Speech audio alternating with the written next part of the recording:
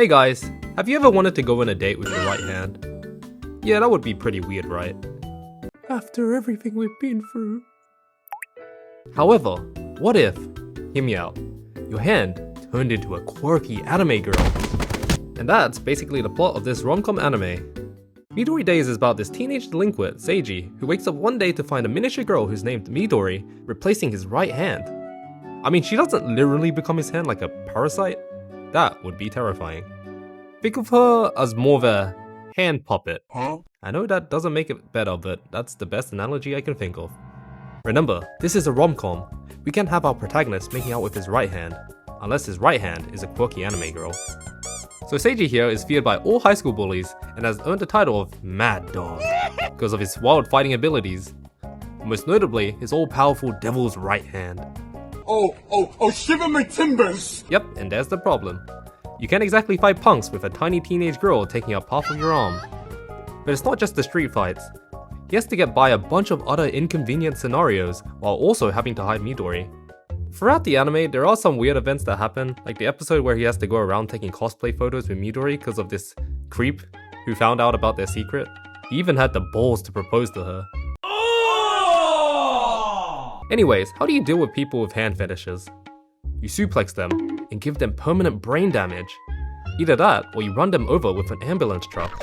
You know, despite how weird this all sounds, this show is actually pretty wholesome.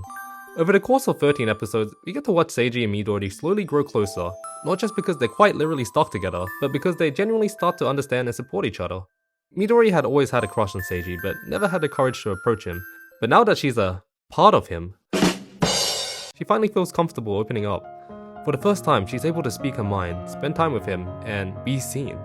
Not just as the quiet girl in the background, but as someone who matters. And the same applies for Seiji. He starts out hustleless, no game, no bitches, but by the end of the series, he ends up pulling everyone, even if it was all unintentional.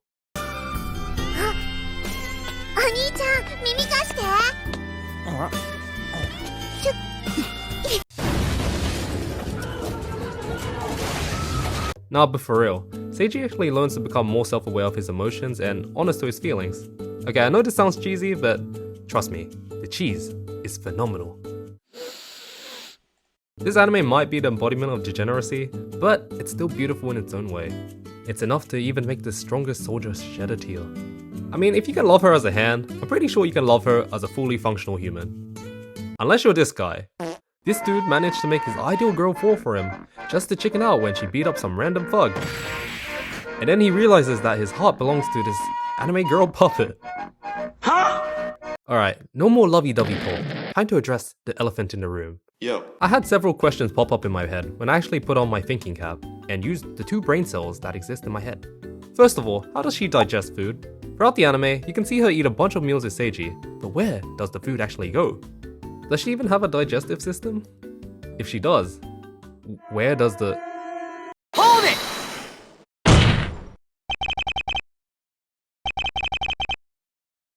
Anyways, I could go on and on about every single law that this show breaks, but then this video would turn into a 1-hour rant, and I'm sure you guys have better things to do with your lives. So to save our precious time, we'll settle with the one definite answer to every single possible question. Anime logic.